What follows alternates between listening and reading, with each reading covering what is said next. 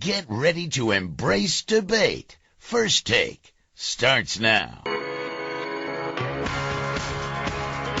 What you can hear, ladies and gentlemen, is somebody's blood pressure going up. Fly ball to deep right, blanks to the track. It is gone. Viva Puig. Clowney just says, I'll take care of business right here. This has just left me physically sick. And I would just love it is if he starts running out onto the field, all of a sudden the guy from MLB goes, whoa, whoa. Jordan driving. He'll go for it. Yeah, he got it. He got it. He got it. I would rather my quarterback completed 1 in 100 passes if we win the game. You never see a team play harder than we will the rest of the season. What a hit. In the air to left field. Going back on it. It is gone. He's just an arse. He likes blocking people, unlike the Green Bay Packers offensive line. Can't teach that, can you? And you can't defend that. How stupid is Johnny Manziel? This is ridiculously stupid. I'm LeBron James from Akron, Ohio. I'm blessed.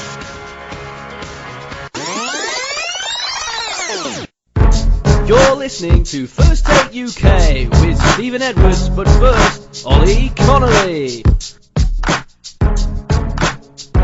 What's going on, everyone? Welcome to First Take UK. Hope all is going well wherever you are. Welcome to a Monday night edition of First Take UK. Monday Night Football is back on the television. We also have NHL talk tonight. Stephen Edwards alongside me. How's it going, Stephen?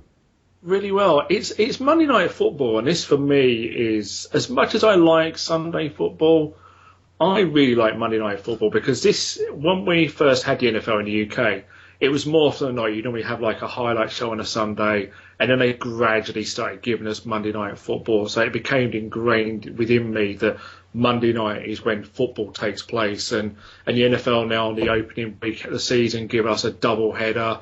One of the games will be getting underway as we're talking because we're recording a late show tonight. So this is going to be a lot of fun as we do that. But in terms of my personal life, yeah, things are great as always. It's a Monday and we've got plenty of shows lined up for the week, and it's going to be a really fun week.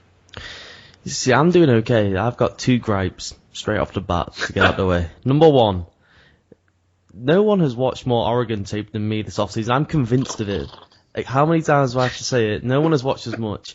I've basically built this whole off-season trying to explain to people about what I think Chip Kelly's going to do in the NFL. We get to regular season week 1, Chip Kelly rolls into town in Maryland, Landover, in Washington, and I'm not able to watch it, Stephen. You've got me here doing First Take UK with you at 8 minutes to midnight. The game kicks off in 8 minutes. Can we wrap this thing up pretty quick? I think we will barely be out of our intro after 8 minutes, Ollie, to be completely honest with you. It's the first week of the season. We can have the game on in the background. I have got it on in front of me, correct. My iPad is sat right in front of my eyes, staring at the screen. The game will start soon, it tells me. But I'm all involved in this, Stephen. My personal life has been fun. Again, it's been more about college football game tape all day, every day. It can be tiresome at times. I just watched Johnny Manziel today rip up Sam Houston State. I have mixed feelings now on Johnny football. A lot of mixed feelings on the guy. I pounded the table for that kid couple of times, and I'm starting to get some worries, and I'm very worried heading into College Station next weekend when, of course, we have the game of the year when the Aggies face off against Alabama.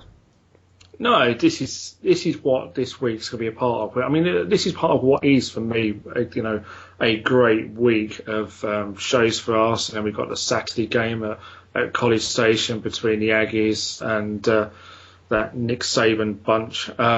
It's going to be an unbelievable game, but I just think Alabama are going to absolutely kill Texas A&M. Yeah, we'll get into that later in the week. I have some feelings on the both of those sides. I mean, personally, again, in my life, I've done absolutely nothing today.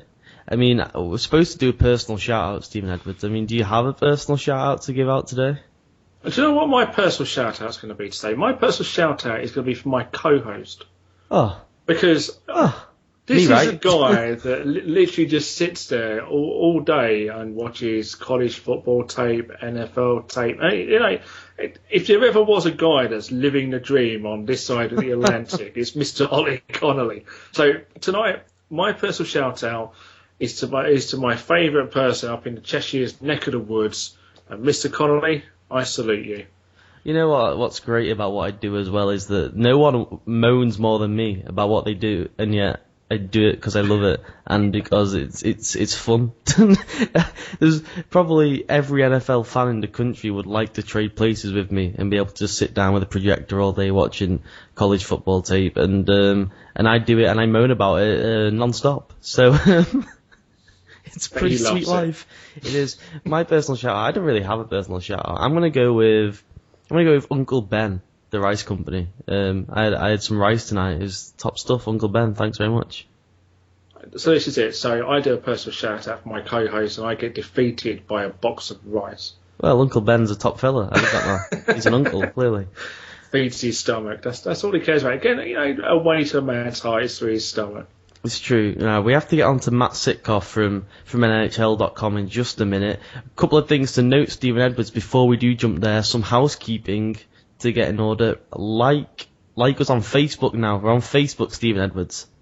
We are on Facebook. The Facebook link would have been tweeted out earlier on today. We'll get it tweeted out again. It's in my profile as we speak. I think I've added it into there, or I've added it in the website. It might even be the website I've added into there, but we'll get the Facebook link tweeted out as well. So you can now like us over there, follow us on Twitter. Come on, Mr. Conley, tell our listeners what else you've done today. Oh, sometimes I do have to take a break from the college football scene. I thought I'd do a couple of things today just to help us boost the following, give people some exclusive access on different formats. Some people don't have the iPhone and stuff and can't get the automatic download. So we set it up on YouTube. So if you search US Sports Media on YouTube, or if you search First Take UK, you can access the show on YouTube there. We're going to do some Google Hangouts, some video podcasts even where they can see us. We're going to do some live at the NFL International Series, at the NBA preseason, all these events where we can get ourselves together or we can get interviews with people on video are going to go up on the YouTube page.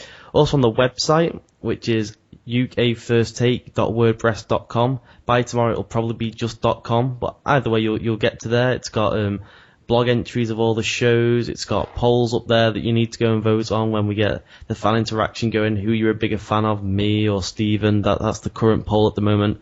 You can go up and cast your vote there. So that's ukfirsttake.wordpress.com. That just has everything on there, Stephen. All the information people could want. Facebook links, Twitter links. And again, with the Facebook page, there's going to be exclusive content on there that you can't get on the other formats. Every format of it's going to have their own exclusive content. So if you follow us on all of them, you'll get all of it. And if you can't follow us on one for one reason or another, if you're not into Twitter but you are into Facebook, then you get something over everyone else. Seems like a fair system. No, it's just it. We're going to bring you as many exclusives as possible. I mean, tonight, as I say, we've got a guy coming on the show, Matt Sitkoff, in relation to the NHL season that's coming up. These are the exclusives that we will continue to bring you. We are going to line up guests. We're going to do some fun things. We're going to do some videos. We're going to be an audio about, as he says. It's going to be a lot of fun. And when all said and done, vote Spud. I like that. That's a sensational campaign message. So Stephen Edwards is Spud because of the King Edwards potato. I made that up last week. So if you're a fan of Stephen Edwards, you're a Spud. If you're a fan of Oliver Connolly, you are Juice. Now, Stephen Edwards, I have to explain this, and I try not to eat into the intro time here. I want to get us along to Matt Sitkoff and then into the rest of the show after that. I feel like though I have to explain just to yourself for one, and to the listeners too, as to why I've given my nickname and my following nickname Juice and the Juicers or what have you, whatever plural the beloved fans want to take up. Essentially, my middle name is Jack, so therefore my initials are OJC. It can be VOC, it can be OJ, and for those people who are big fans of American sports, they'll know the most famous OJ is Mr. Simpson. That's not a member of Homer Bar, Maggie, Lisa, and that gang. It's O.J. Simpson, one of the NFL's best rushers, and also well known and documented for an alleged murder of his ex-wife and lover. I always, Stephen, as a young kid, my dad sort of told me about the name Juice, and then I was hooked on that name because my middle name was Jack, so I was OJ, and I always begged him to call me Juice. I thought it was a really cool nickname to have, and he would never explain to me why he wouldn't allow it to stick to me. And I was like, I just want to be called Juice, Dad, I'm Juice. And he was like, no, it's not a great connotation, Ollie, to be called Juice. Just walking around the streets of Boston, letting everyone know that your nickname is Juice. It's a bit frowned upon at the moment. So, but now I think that it's time to bring back the nickname Juice for myself and for other OJs out there. I think we're almost beyond the woods of the Simpson era, and us OJs can reclaim the nickname Juice.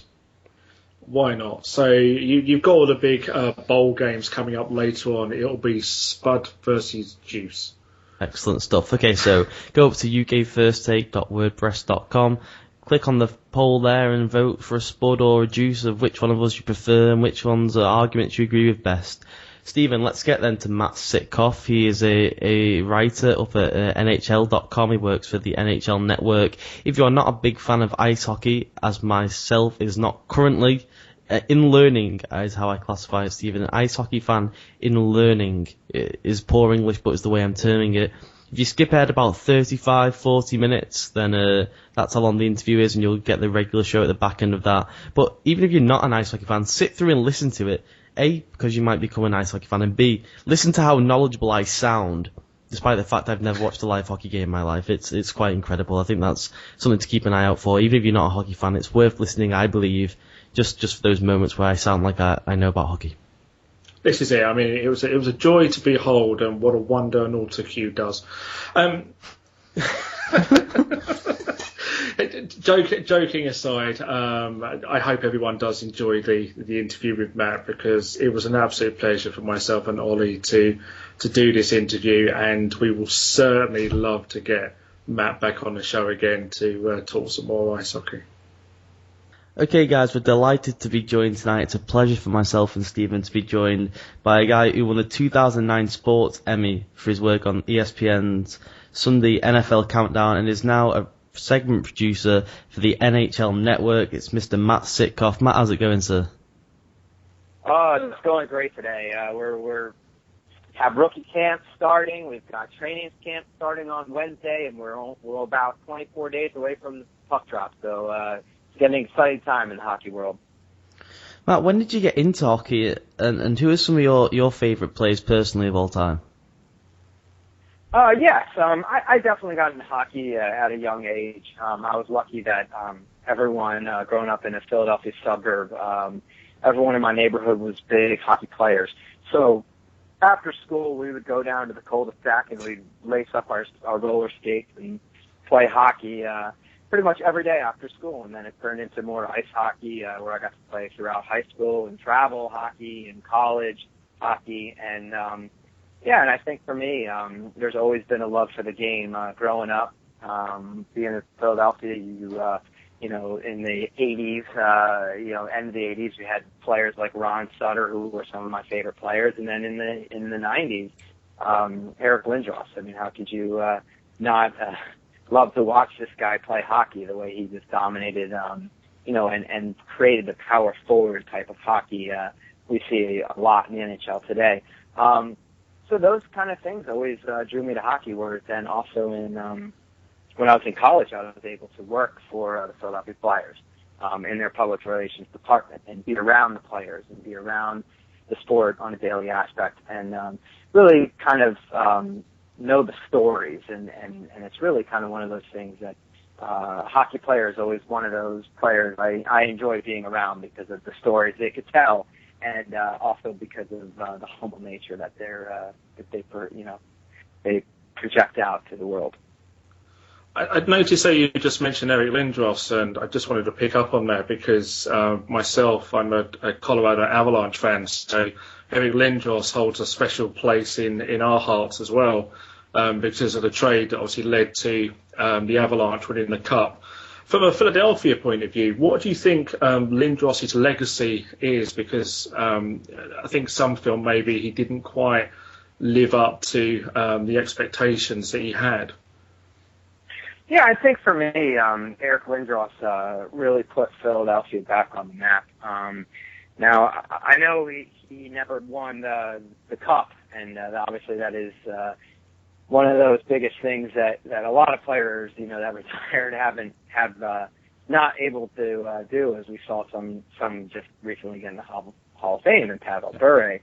I think for me his legacy is how he got hockey back on the map in Philadelphia. Yeah. I mean, I think we look at the Flyers and their history, and we know the Broad Street Bullies of the 1970s, and we know kind of like the 80s where they made those a couple of runs to the Cup, early 80s and late 80s with Brian Props and the Tim Kerrs and the Pelle Lindberghs of the world. Rod Hextall too, as his rookie year. But then we really saw in the late 90s where the Flyers just were a team that missed the playoffs for a lot of consecutive years. And then it wasn't really until they acquired a superstar like Eric Lindros that people in Philadelphia again then started going to games, and then you could almost see the funding for the building that I always call the house that Lindros built, is whatever it's called the Wells Fargo Center right now. Come up and really kind of the Flyers being back on the map where they were, in the late 70s and the early 80s and then the late 80s. To me, I think the injuries will always kind of stay with him in his career, and everyone will look at him like what he could have been. But I think for me, it's definitely someone that I think changed the game in Philadelphia and changed the sport itself. No, I agree.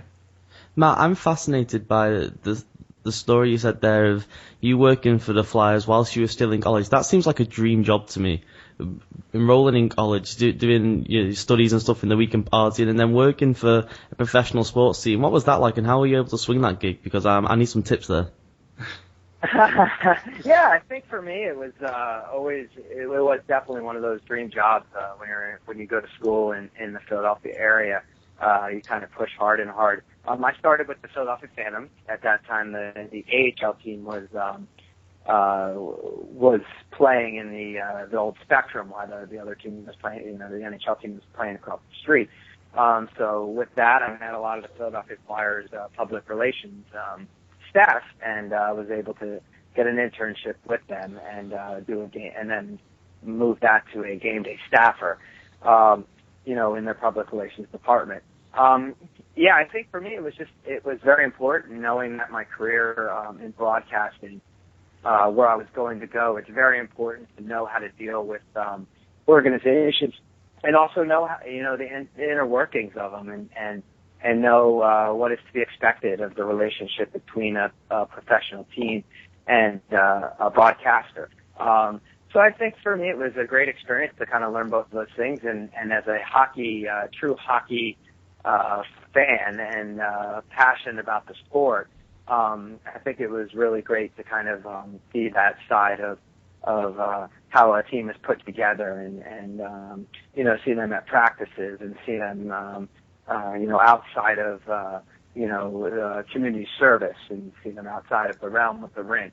And I think it's always kind of I've always had that passion for the game, but after that year where I got to kind of be with the team for a full season and see them make a run to the Eastern Conference Final, really kind of ignited that passion to a higher level.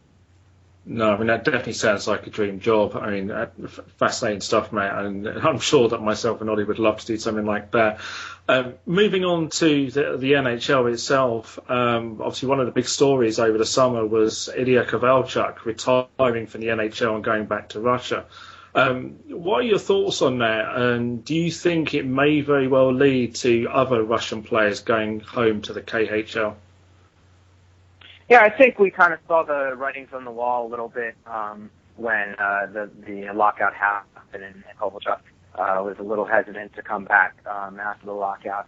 But I think it all took us for a big surprise, and when it actually became official.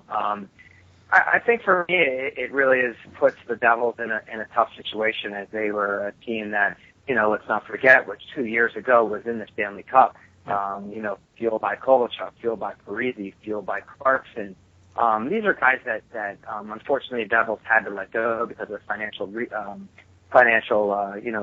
standings and their cap situation, as in Zach Parisi and David Clarkson. So I think it really puts them in a bad position. But at the same time, I think it will open up a lot of space for some of their younger players. A guy like Adam Henrique, who had a very disappointing sophomore season last year, but he'll probably be asked to be, now he's signed long term, and he'll be asked to bring a bigger role to the team, and I think that's going to be very important for this organization to kind of find the next big scorer on this team. Yeah. We know they have Patrick Aliash. We know they have guys like Patrick Aliash. They have guys like Travis Zajac, proven scorers in this league. But really now with the whole of Kovalchuk, they're going to have to kind of find their next big scorers. And I think they did a great job with getting Corey Schneider, because I think that deflects a lot of the loss of Ilya Kovalchuk in the offensive line if you're short of your goaltending. And we always know they have Martin Brodeur. And Martin Brodeur, until he hangs up the skate, will always be a guy that's to be reckoned with when he's standing that butterfly in the net. To go on, do I see other players doing it? I think for me, I don't see it becoming a trend. I think we've seen it in the last couple of years with players that are kind of hanging on to their NHL career, and they aren't going to make as much money with an NHL team, that they'll move over to the KHL and become successful over there and finish their hockey careers in their home country. But I think for me, the NHL will always be the best league for players to come to, and I think we've seen it with a lot of the young Russian players. Now Yakupov, Vladimir Tarasenko, this year with Nikushin, Valeri Nikushin with the Dallas Stars. So I think, the MVP of the league right now is a Russian who's kind of committed to the NHL, and Alex Ovechkin. So I don't think it will become a trend. I think it was just more personal with Ilya Kovalchuk. No, as I say, I think that's going to be the case. I mean, ultimately, at the moment, the NHL is the best league in the world, and it will still continue to attract the best players, whether that be Russian or which other nationalities those particular players are. Yeah, definitely. I think it's going to be. I think it's how great the sport has become and how international it's become, and I think we'll see that a lot in the Olympics with how many different NHL players are going to be for different teams. Matt, with regards to the Olympics, you mentioned there, how much do you think the Olympic Games hinder teams mid-season? How do you think that affects teams' chances due to the lack of momentum and what have you? Yeah, I think it's definitely going to be one of those things where you're going to have teams that are on 5-game winning streaks, and they're going to have to take a 2-week break and not play any games, and especially players that are not going to go to the Olympics. They're not going to play any games. And then you're going to have the players going to the Olympics that will kind of, have to readjust themselves to the play of the NHL surface and also their NHL teammates. I think it's going to be an interesting, dynamic to the year. But we've seen it before, and we've seen different circumstances come out of it. The Jaromir Jagr injury of the Czech Republic, to name one of them. But I think ultimately, to win the Stanley Cup, it comes down to the playoffs and your seedings in the playoffs. And as long as no significant big injuries happen in the Olympics, I think there's still enough time in March and the beginning of April for teams to get back into that groove, and then really we'll see what teams are playing their best in April. Usually play all the way till June.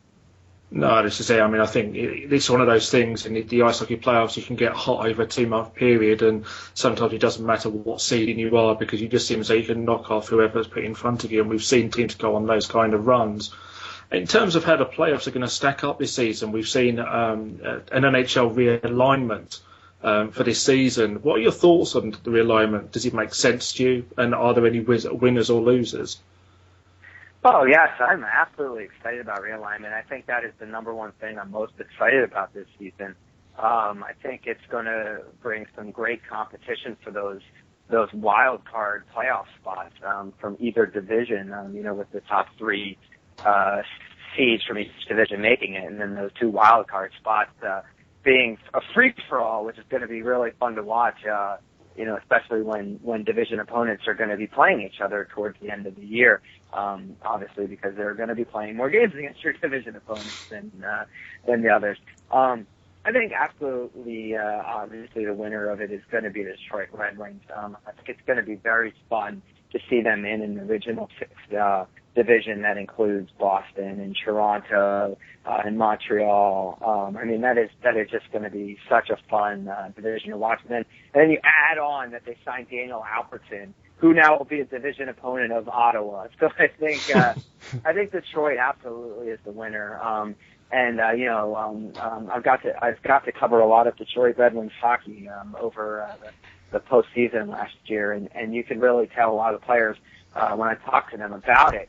We're really excited about the travel of it.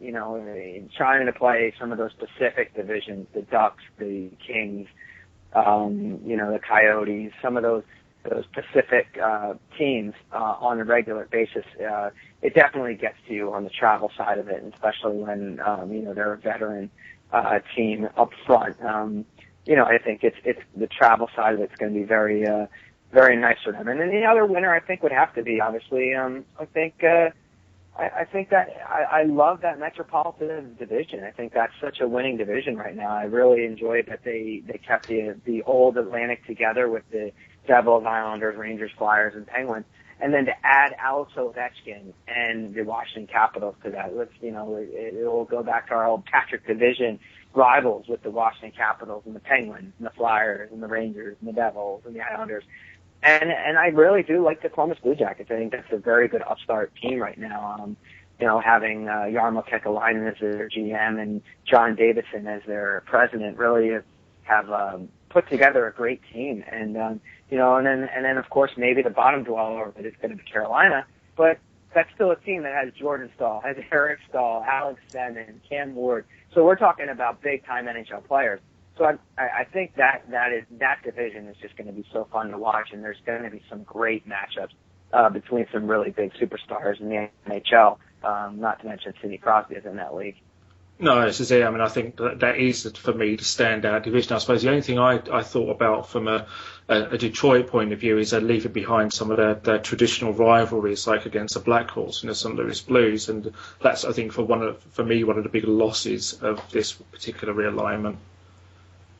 Yeah, I got to witness live the 7-game series between the Detroit Red Wings and the Chicago Blackhawks, the last Western Conference battle between these two, and you saw all the montages of how far back. It's obviously one of the longest standing rivalries in the NHL, and they're still going to play each other. So that's the good news, that they will still play each other, up to 2 times a year.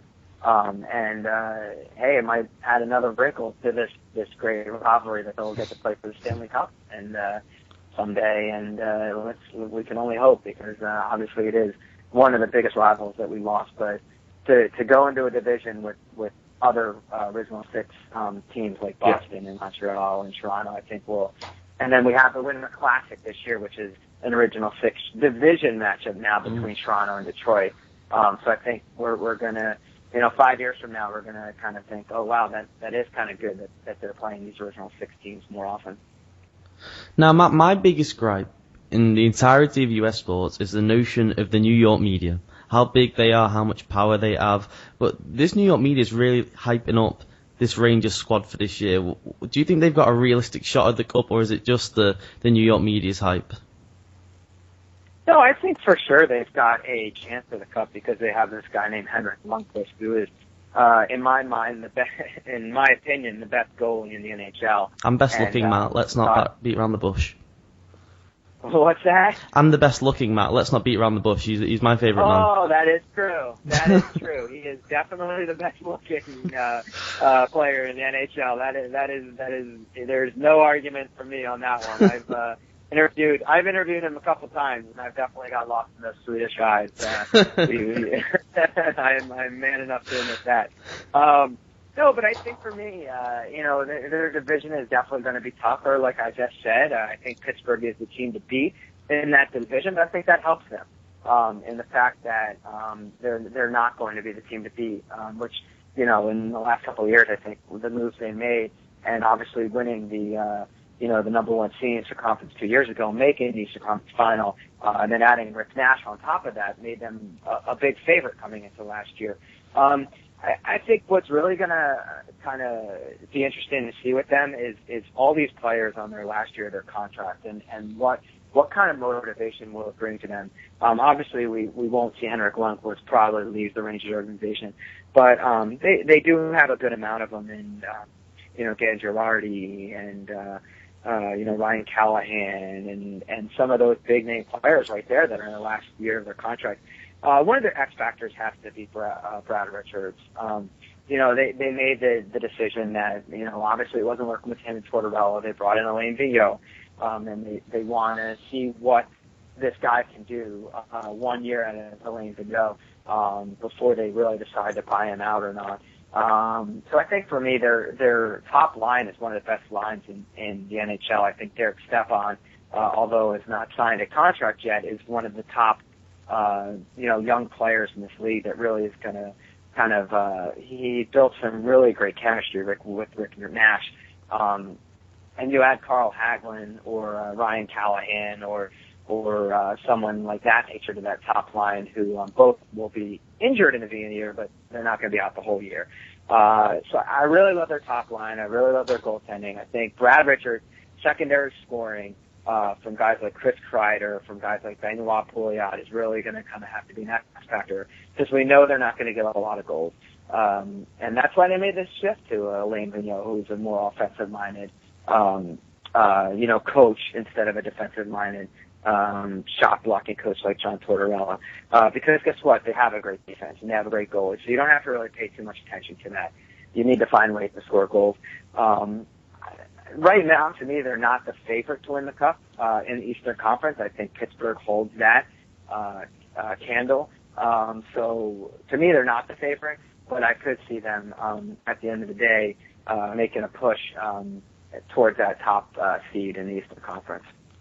I mean, I find it very hard at the moment to pick against the Pittsburgh Penguins for the amount of depth they have, and obviously Sidney Crosby and Evgeny Malkin as well, but Ollie's a big Boston sports fan. Can you make a case for the Boston Bruins taking that extra step and winning the Cup this year to try and satisfy some of his nerves?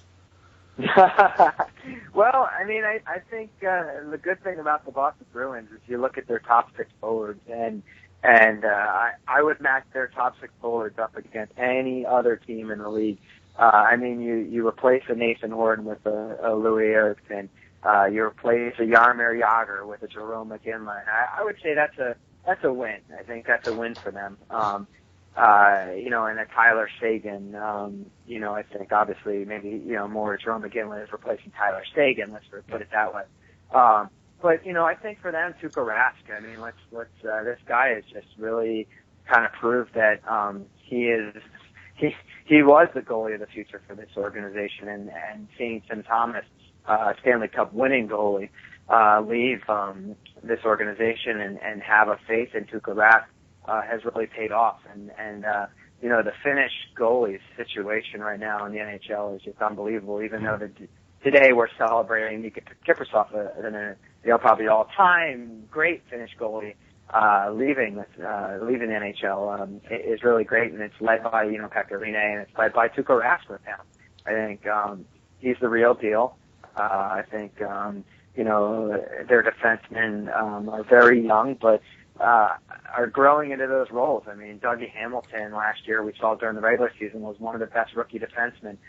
He obviously tailed off towards the end of the year last year, and I would like to see him kind of put it over an 82-game schedule instead of a 48-game schedule. And Torrey Krug. This guy just came on scene and is that puck-moving defenseman that they're kind of missing.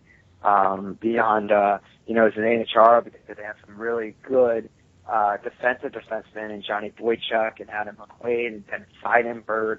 But really, Torrey Krug and Dougie Hamilton are great puck-moving defensemen. The third line right now, they lost a guy like Rich Peverley, who is one of those blue guys in the third line. But I think Daniel Paille kind of proved last year that if he's giving a little bit more time, like he was in Buffalo and he was in the Stanley Cup final in the playoffs, that he could really kind of make that push as a third line standout kind of player. and the young guys. I mean, it's really going to be up to the guys like Jordan Caron, Carl Soderberg, Riley Smith, Spooner, Knight, maybe one of those guys, to kind of bring that third line depth up to kind of what it was last year. So I think for me, you got to have optimism when you're in Boston, because you replaced who you lost with some really good NHL players in Lou Erickson and Jerome McGinley, and you still have Tuukka Rask and Zdeno Chara. So those two right there, anchoring your back line and your net are two of the best in the NHL right now. I'll accept that, Stephen and Matt. I'll have that Stanley Cup sit nicely on the Boston Sports mantelpiece with my Lombardi Trophy and my World Series. Seems like it could be a decent year for me, Stephen. It seems like it potentially, but we'll agree to disagree on that one. Yeah, I don't know if I'd pick him for the Stanley Cup, but I get too far ahead. But I do. But say there's got to be optimism for Boston sports. Okay, Matt, if we can bring it back to the UK for a moment, we've seen how popular the NFL games are coming over here. Can you envisage any situation where we have the NHL returning to London and being such a success?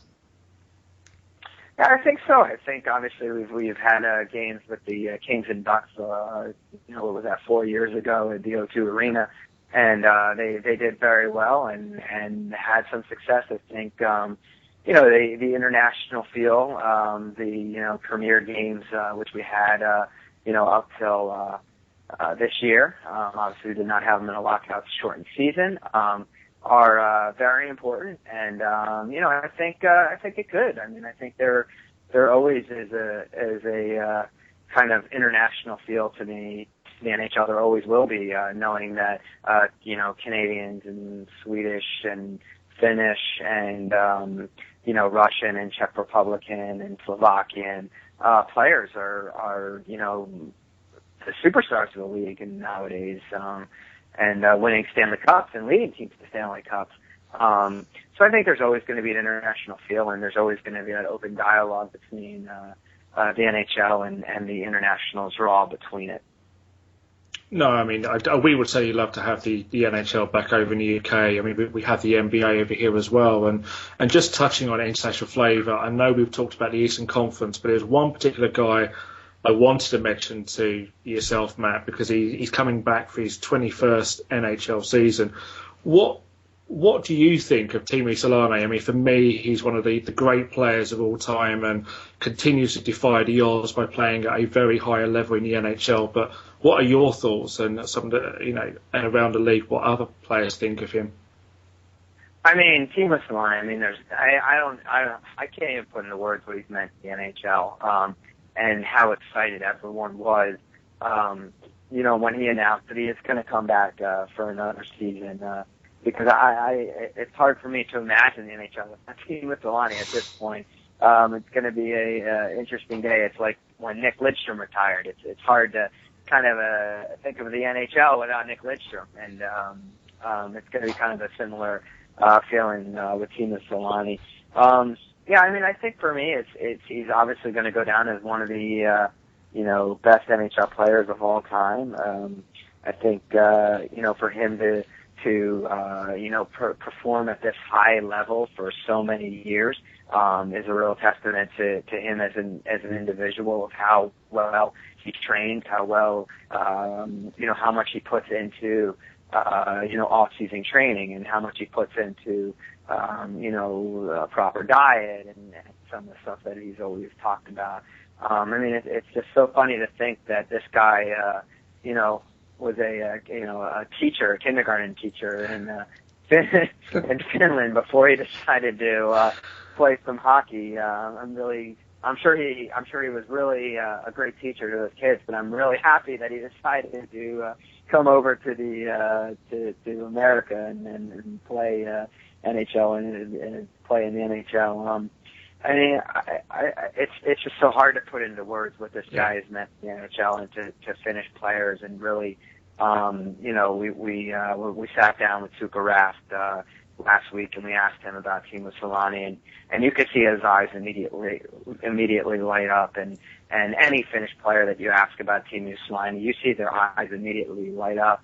And because he really paved the way for a lot of those players. And for him to play now in his 6th Olympic and tie that record, it's really going to be something special. And then, like I said, I think the Anaheim Ducks are a team to be reckoned with, and I don't think we're going to see the end of Team Solani in April. I think they'll push their way into the playoffs, and we'll get a couple more playoff games with Team Solani, and it's going to be a sad, sad day when he hangs up those skates. Yeah, I mean, I was only saying to Ollie the other night that's actually what probably my dream interview to speak to Teemu Solani, because I have the utmost respect for the guy. I remember when he first came into league, because I was just starting to get into ice hockey when he was playing with the Winnipeg Jets, and what an amazing goal scorer he was at that particular time, and to think that he's still playing now, still playing at that elite level, and how much other players respect him, bona fide Hall of Famer. I can't say enough good things about the guy. I just think he's just an absolutely amazing player.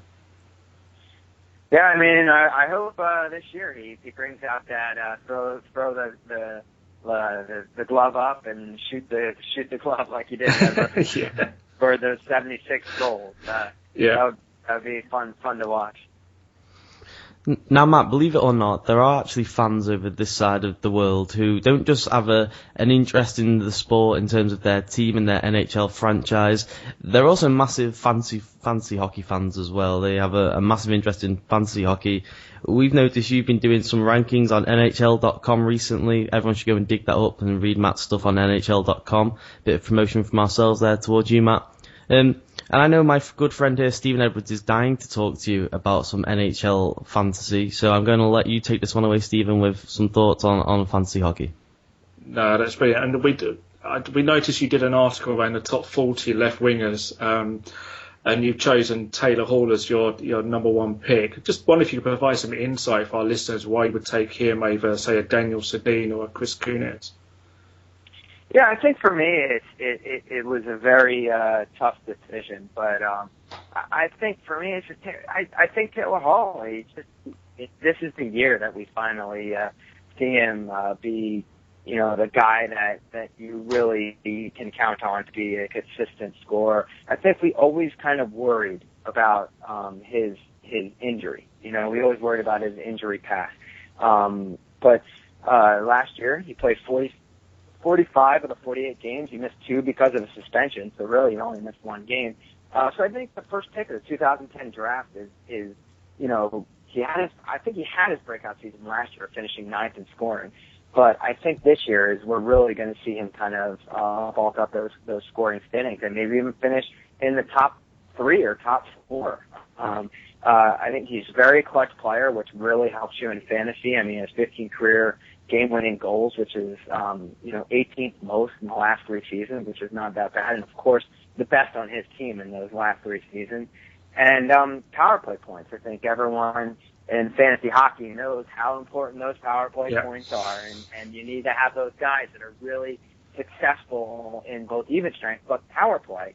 And in his career, he has 25 power play points, 46 power play goals, and 46 power play points. And right now, I think the talent around him is just too good. We know it sounds like Ryan Nugent-Hopkins will, probably miss the first month of the season. They might switch him over to center. But he gets to play with guys like Nugent-Hopkins. He gets to play with guys like Jordan Eberle, maybe now Yakupov in the beginning of the year. And possibly Sam Gagne if they move him to the top center. But I think there's just too much potential. And I think in fantasy hockey, we always have to look at someone by their potential. And there's just too much potential to ignore. I think and Canada knows it, because there's a reason why he's the youngest player invited to the Canadian orientation camp, because they see the potential in Taylor Hall, and I do too. And I think that's why I had him as my number one left winger. No, I completely agree. I mean, I think an amazing talent, and you're going to see some great things from him this season. And talking about, other situations you might want to draft a player. So if you haven't got that number one pick in the draft, I think most people's consensus number one pick in the draft would be like a Sidney Crosby. So if you haven't got that number one pick and you're sitting there thinking, who do I take at number 2? Do you take Stamkos, or do you take Malkin, or do you take Ovechkin? Yeah, I think that's one of the biggest arguments right now is who is number 2 behind Sidney Crosby. So I think it's a very consensus rankings among fantasy experts that Sidney Crosby is number 1 and forever will be number 1. I think for me, I take Steven Stamkos. I think right now the consistency of him and the goal scoring ability of Steven Stamkos is just above and beyond everyone else right now. I think obviously there's other fantasy categories that if Kenny Malkin or Ovechkin will hit, but it's just to me it's Steven Stamkos. I mean, no one has scored more goals than him, power play goals or points over the past 3 seasons. So I think you can't argue those kind of facts and say I would draft him over Kenny Malkin, who yes is an MVP candidate every year, but has injury concerns, or a guy like Alex Ovechkin, who, yes, is an MVP candidate every year, but has those maybe taking a month off kind of concerns that I have about him. Steven Stamkos right now is one of the most consistent scorers in the NHL, and, if it wasn't for Sidney Crosby, he would be number 1, but good old Sid has that number 1, and for me, Steven Stamkos is sitting pretty at number 2. Yeah, I mean, Crosby is the number 1 player, but yeah, if you take the second pick, I mean, Stamkos is definitely a player to look at, and he's going to score you a lot of points in fantasy. If you're looking a bit further down the draft, is there any guys you think that are good sleepers and even players to avoid? Yeah, I think luckily I've already released my sleepers on NHL.com, and I'll pick 1 or 2 of them. So this way, hopefully, maybe click a tease. Maybe your viewers or your listeners will go and check the other 10 that I have out there for them to kind of enjoy. I really like Mikkel Boedker. I think right now, now that he's signed, we were always worried about him being a restricted free agent. I think for me, he's my number 1 sleeper this year. I think you can kind of target him probably in the 4th or 5th round, maybe even later in most of your drafts. But the Coyotes right now with Mike Ribeiro as their top line center, I think it really is going to help Mikkel Boedker become the goal scorer we expected out of the 8th overall pick in the 2008 NHL draft. He hasn't got close to that breakout, the 28 points he had his rookie year, but he did have a career high in points per game last year, which really impressed me.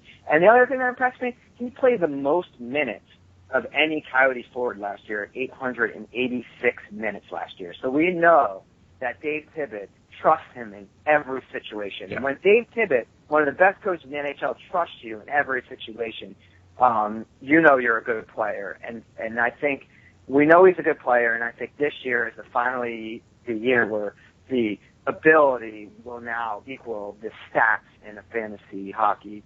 A second guy I think we've got to look at, maybe I'll give a defenseman, is Tyson Barrie from the Colorado Avalanche. I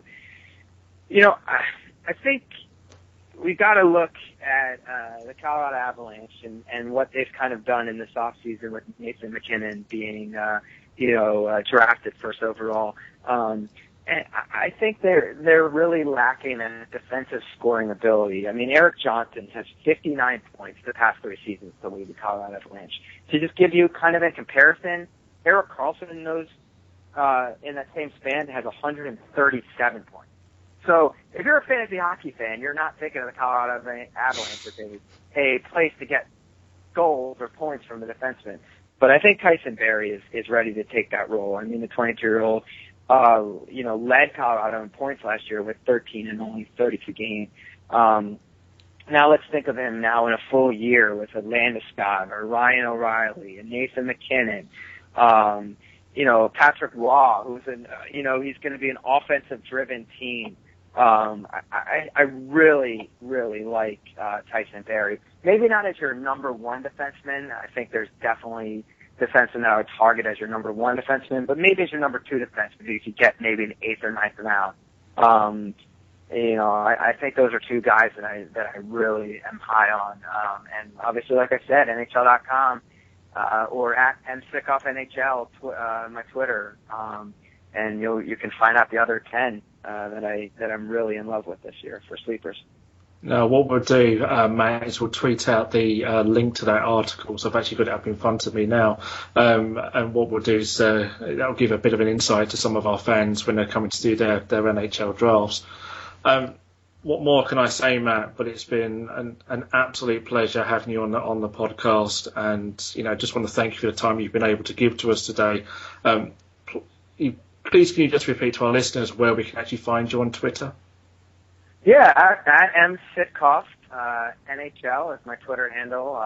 Be tweeting out fantasy stats all year, and then also keeping everyone informed on what's going on NHL Network as well. We're gearing up for another season of NHL Network programming, and I like to keep everyone informed and having conversations with just hockey fans. Because that's why I do this. This is why I got into this business, is to talk to hockey fans and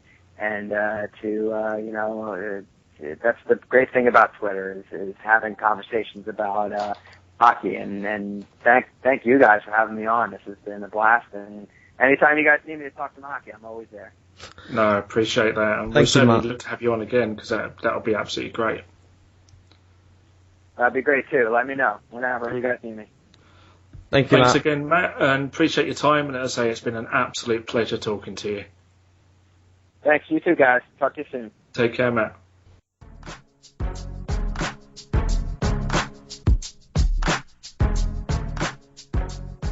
Steven, there he goes, Mr. Matt Sitkoff. What a guy.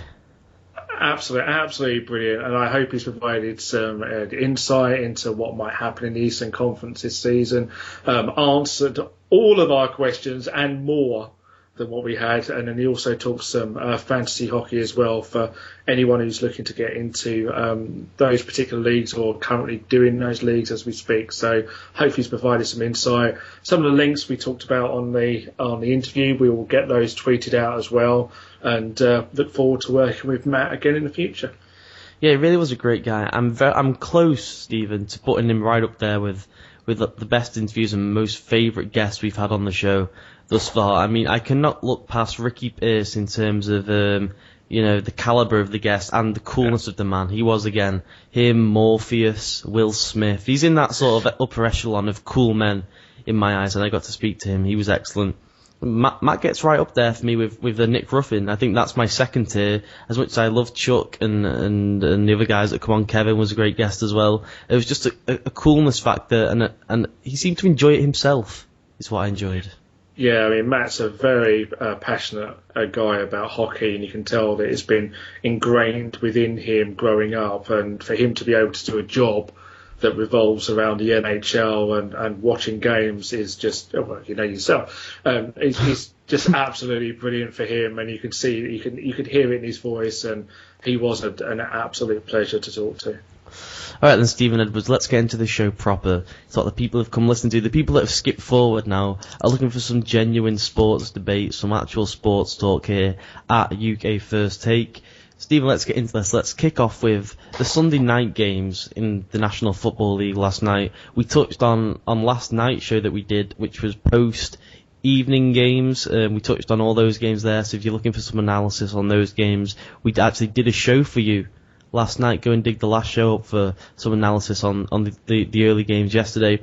Last night's big game, Stephen Edwards, the Giants and the Cowboys, it ended 36-31 in favour of those Dallas Cowboys. What was your main takeaway from that game? The shocking New York Giants being able to keep hold of the ball.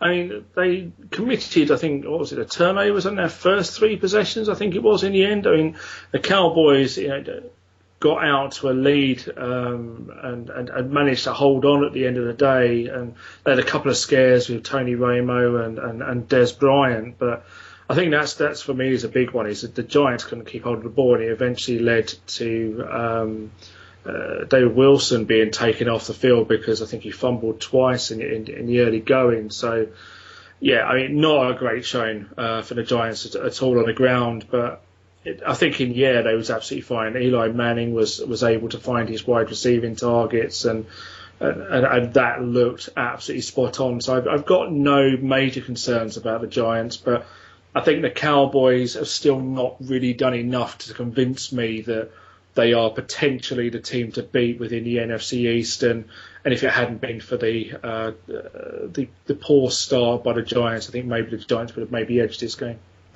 Yeah, it was a god-awful game, for one. I mean, God, it was sloppy. It was all over the place. No one could keep hold of the football.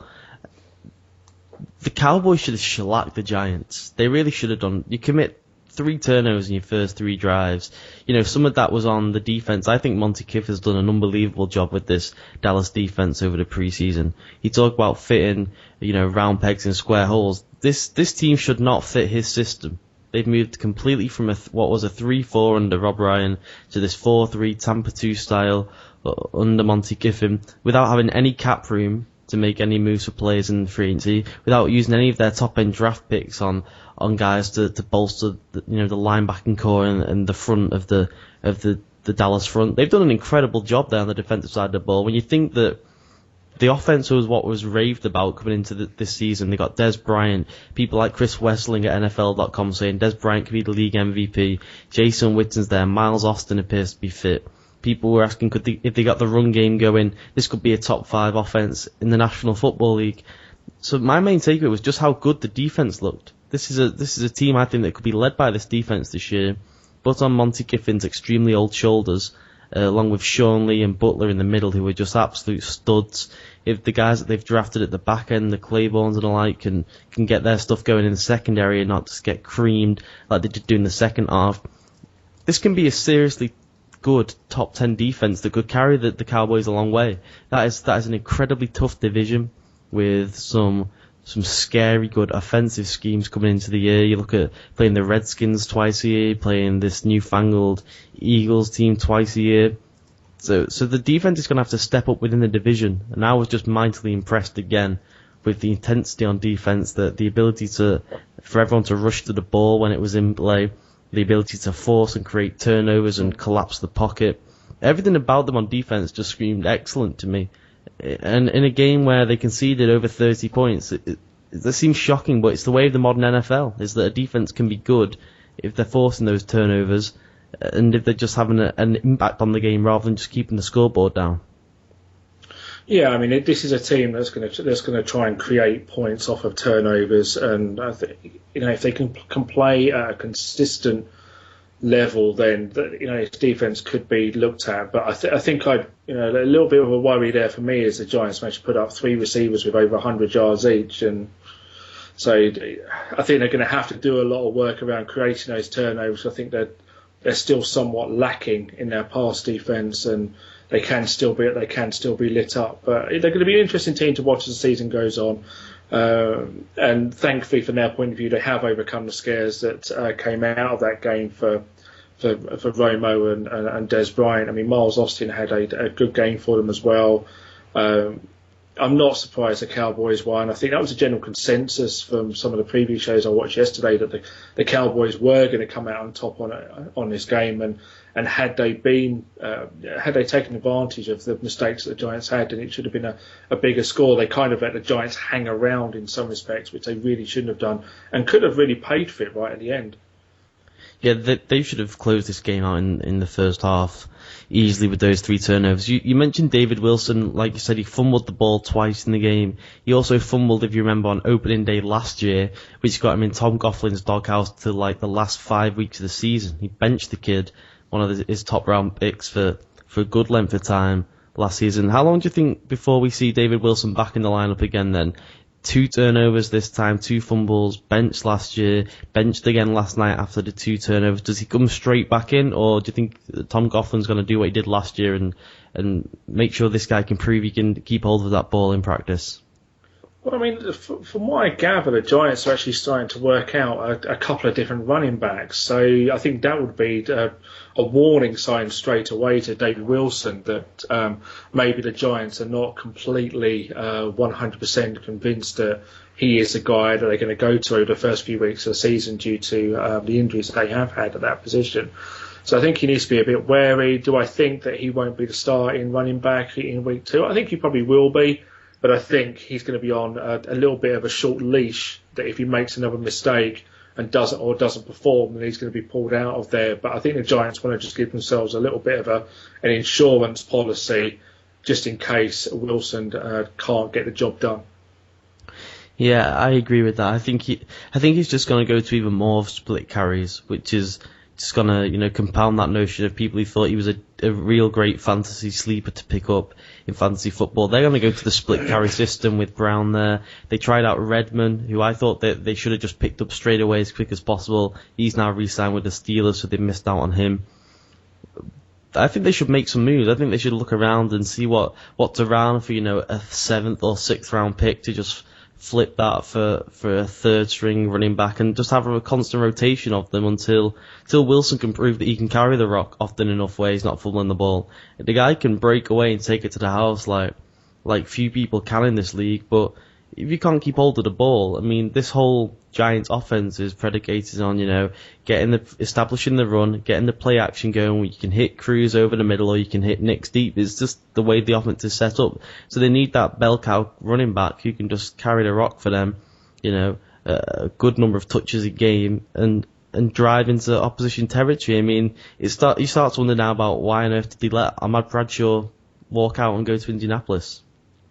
Yeah, I don't think that's necessarily a good move. I mean, the Giants are working out Brandon Jacobs, Willis McGahee, and Joe McKnight. So there's 3 guys that are working out over the next 24, 48 hours that they're going to try and see whether or not they can try and give them a bit of depth and a guy they can go to. I think split carries is going to be the way to go. I think David Wilson, as I say, will still be the named starter for week 2, but yeah, from a fantasy point of view, I think if you've got him on your team now, you begin to worry maybe if he's not necessarily one of your top 2 running backs, and maybe not as much, but if you've got him penciled in there because you've gone elsewhere and then had to fall back onto a David Wilson, then I think you've got some problems that you're going to end up having to, not only the Giants going to have to try and make a move to bring in the running back, but you're going to have to make a move as well from a fantasy point of view, because otherwise you're going to have a position there that's not going to score as many points as you originally thought. Completely agreed. Okay, we're going to stay within the NFL. We're NFL heavy at the top of the show, Stephen. Obviously, it's a Monday after NFL Sunday. Monday Night Football has just kicked off. I'm not sure if you're aware. The Philadelphia Eagles are currently driving, so if you hear any whooping and a hollering from this side, it's me being just wowed by what my man Chip Kelly's doing with Michael Vick under centre. Let's move then to Ndamukong Suh, Stephen. The guy's in trouble again. I mean, there's no other way to put it. He chop blocks Williams on the interception return that was going for a pick 6. It gets called back. They rule out the play. The return man was about 20 yards away from the chop block. It just left a bad taste in the mouth on my end. And Adam Schefter from ESPN.com reports that the league is looking into this. They're considering suspensions and possibly even a ban. How should the NFL deal with this one? I think because it's not the first thing that he's been wrapped up in. It's an understatement. Yeah, I mean, this is it. That's why you say he's in trouble again. He's been known to kick a quarterback. He's another controversial penalty for stomping on the arm of another guy. I mean, the only thing we can say this time, it's not on Thanksgiving. I mean, this is normally his MO. It's been the last 2 Thanksgivings where he's gone a little bit mental. Maybe someone put a calendar on the wrong date for him. It's frustrating when we talked about him last night when we did our NFL preview about when we talked about award winners and what effect he would have from the Detroit defense, and now we're talking again about a controversial personal foul, and I think this time the NFL are going to have to hand over some kind of ban. I'm thinking you're probably going to be looking at something like a 2-game ban. I agree. I think it should be a ban. I don't think they either will ban him. I think it'll be a fine, apologies, or possibly 1-game ban. I think 2 would be a bit heavy for the incident, but I'm sick and tired of Ndamukong Suh and what he's doing now with these personal fouls. This one was sickening, not from the standpoint of it being like, a helmet-to-helmet hit or what have you, but the NFL is a fraternity at the end of the day.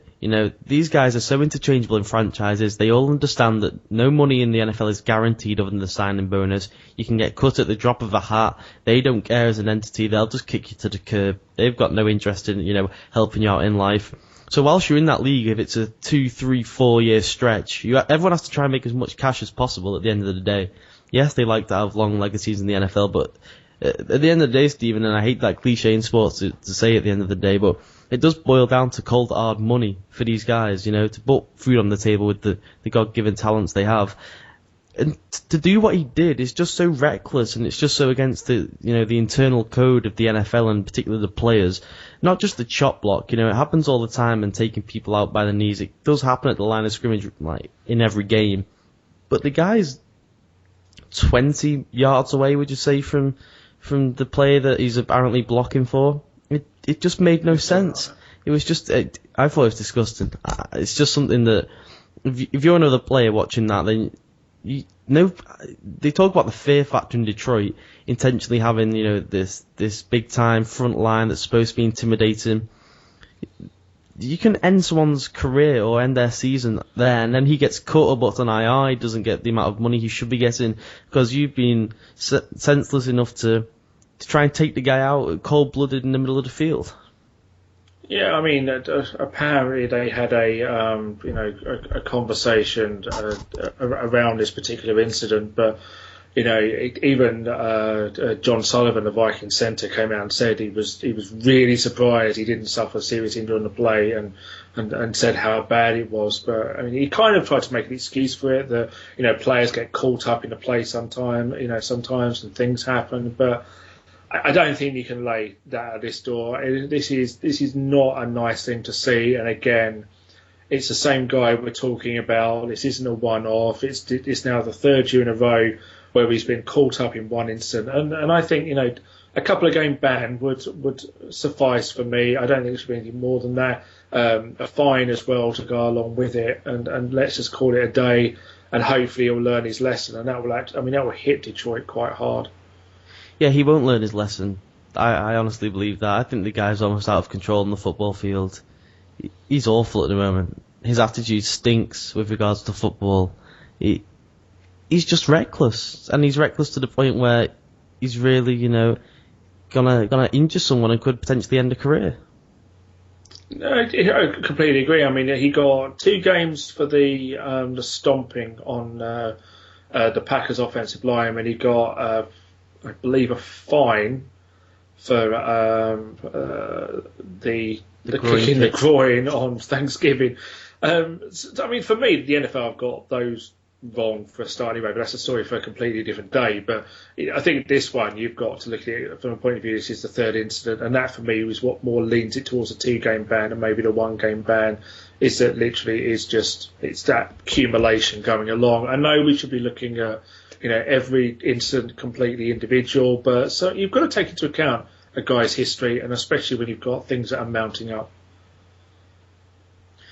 Yeah, apologies for the delay in response there, Stephen. There's just been a bizarre play in the Monday Night Football. Michael Vick attempts a bubble screen. It's deflected by Ryan Kerrigan, and now they're trying to rule, did it travel backwards, or was it going forward, because it was actually returned for a touchdown off that pass, and everyone else stopped on the field, but the kid there, I can't see who it was, picked up and returned it for a touchdown, so the Redskins could be up here 6-0 before the extra point. If I'm the commissioner of the NFL, you have to try and figure out from people around Sue what would affect Sue. Is it the locker room environment? Is he in that sort of brotherly love environment where a 2-game suspension really affects him because he doesn't want to be out the locker room, he doesn't want to let his teammates down? Or is he all about the cash? Is a huge fine more worthwhile for him? And that's where I think, being a commissioner, sometimes you do have to get down to the players' level and to the personal level. And I'd be ringing people to find out. And it may sound daft, you may want to rule with an iron fist, but you want to find out what affects this kid more. Is it, like I said, the on-field stuff? Would taking away 2 games in the NFL affect him more? Or would he just be like, well, I'm getting paid, I don't really care? Yeah, see, the thing I always have when you find sportsmen as a whole, they're peanuts amounts when you consider the amount of money they're on. So for me, a fine never really does it. I would always lean more over towards the suspension side of things. But of course, in the suspension, you're not only affecting the player, you're also affecting the team as well. And so then you come into you bring into it, well, the team have to be responsible for their players. they've got their own, they've got to bring their players in line as an in-house thing. So, and maybe that if you ban him, then the Lions are going to start taking some action as their own, because ultimately they want the guy on the field because of what a big part this guy plays in their defence and that monstrous defensive line.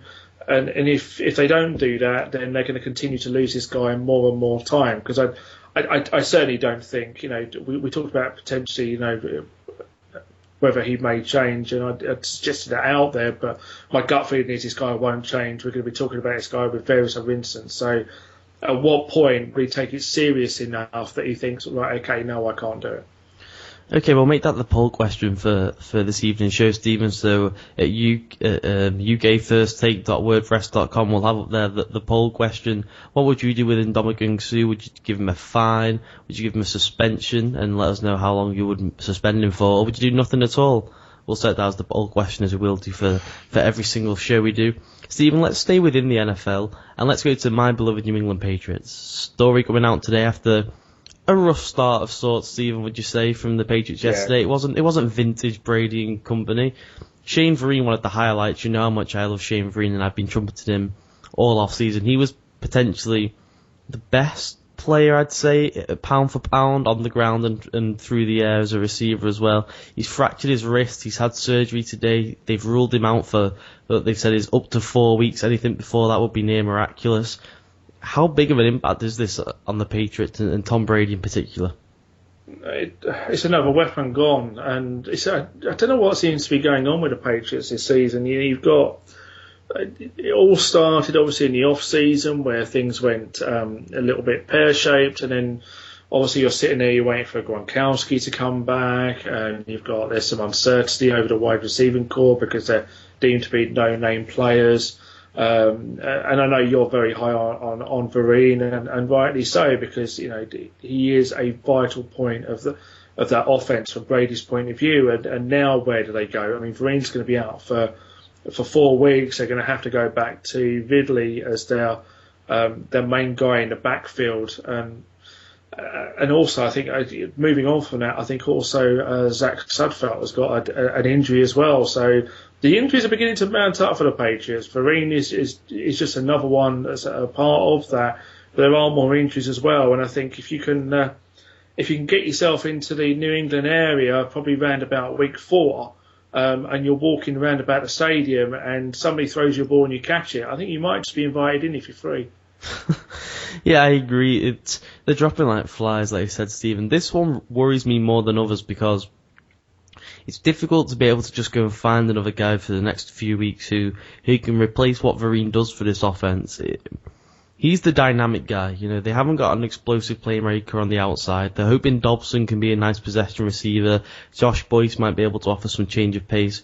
They were hoping Kendall Tompkins, who they thought they'd hit gold with when he blew up immensely in pre-season and was just almost unstoppable as a receiver. They were hoping he could come on quite nicely, but Vereen was always going to have a huge role in this offense this year. He was taking the Danny Woodhead role. He had over 100 yards on the ground yesterday, 100 yards through the air as well. He is the dual threat mismatch that they're looking for. He's gonna have the slot receivers in Edelman and Amendola. Gronkowski will be back. They'll use the tight ends. Like you said, Sudfeld's gone down as well. Vereen was the difference maker in the mismatch guys, and he could do versatile things on this offense that I don't think many of the guys on the offense can do. I've told you many times that they profile each position, the X receiver, the slot receiver. They have a profile for them. They go out and find that guy. But I always believe Belichick has that thing up the sleeve for not the X receiver, just that guy with the X factor on the offense, the guy who can do something a bit different. It was Danny Amendola for me. They used him all over the place, a hybrid receiver and running back. I think Vereen was that guy now. I think that they had total faith in wheeling him out to either side of Brady and letting him catch dump off passes, spreading the field down. The kid can do so much. He has Velcro hands. That's what I always love about him. I just think that he's unstoppable as a receiver, which sort of, goes over some of the flaws he has as an actual running back. And they've lost a huge weapon for me because I think everyone else has their defined roles in the offense. And now that hole that's left for that X factor of someone who you can flex out into a mismatched position, I mean, they haven't got anyone to fill that now. Stephen Ridley will still carry the ball as the number one running back. You've then got LeGarrette Blount, who's more of a pounder as a running back. So there's no one else really on the depth chart who can step up into that hybrid position. I think you're going to find it's going to really affect the Patriots. And I'm a little bit worried about how Brady's going to go on this Thursday night against the Jets. I'm not going to lie to you. That Jets defense is loaded. The Patriots offense is crumbling week by week. And, I'm starting to get some worries. I mean, in Brady and Belichick I trust, but without Vereen and without some of the pieces, like I said, Sudfeld goes down, I'm starting to worry a little bit about this Thursday night.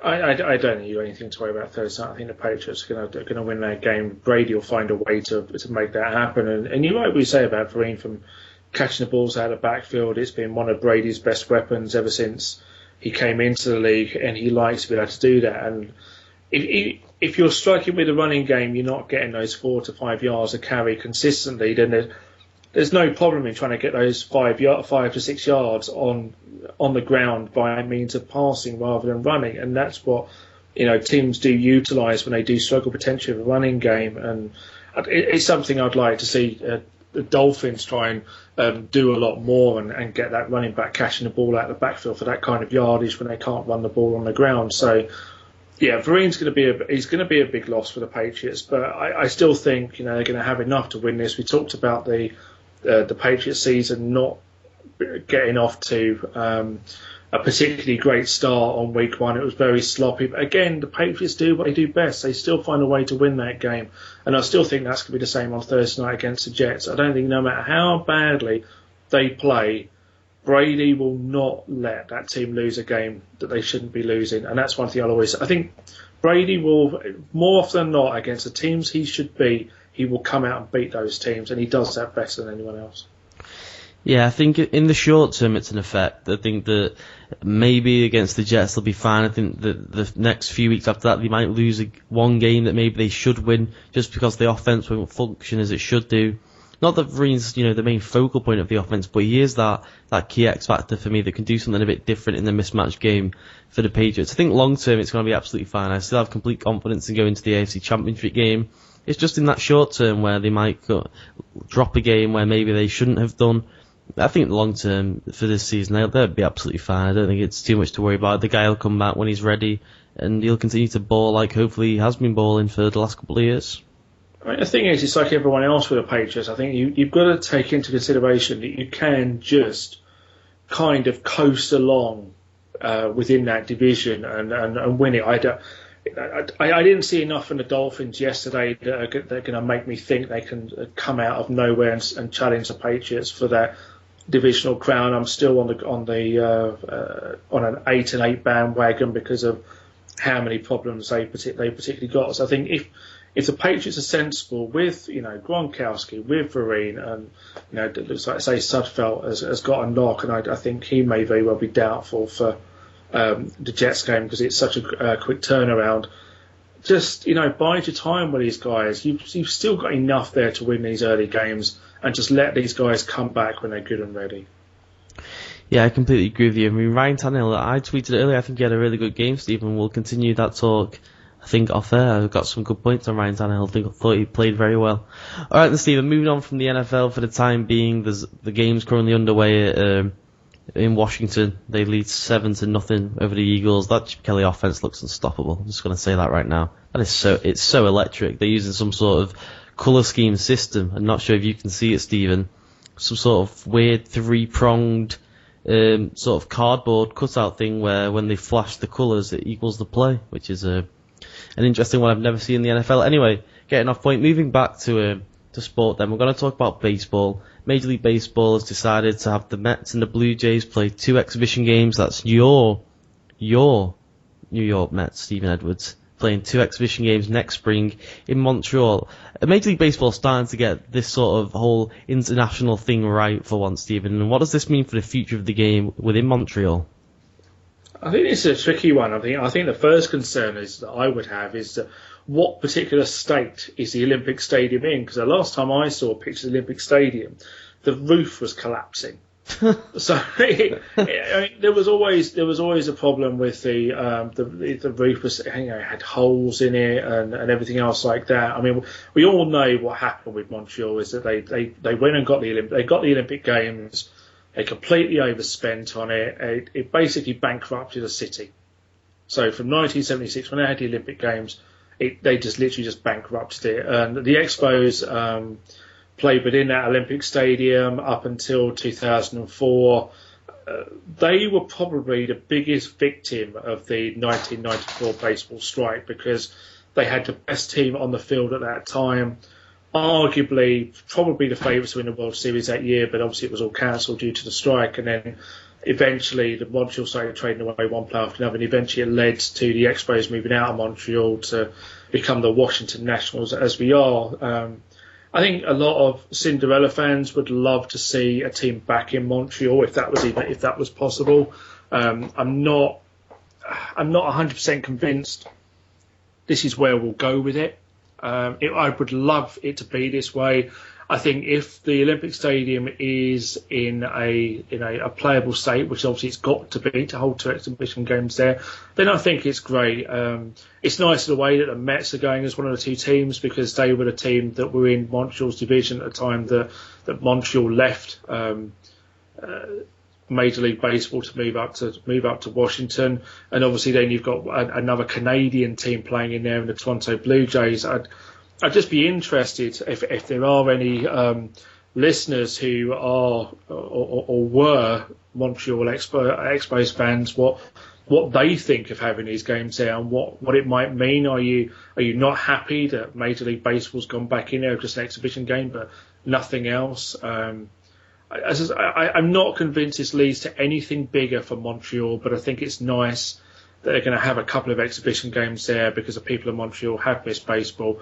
And I can tell you now that the Montreal Expos fans that I know, that when the team left in 2004, they did not become Washington Nationals fans.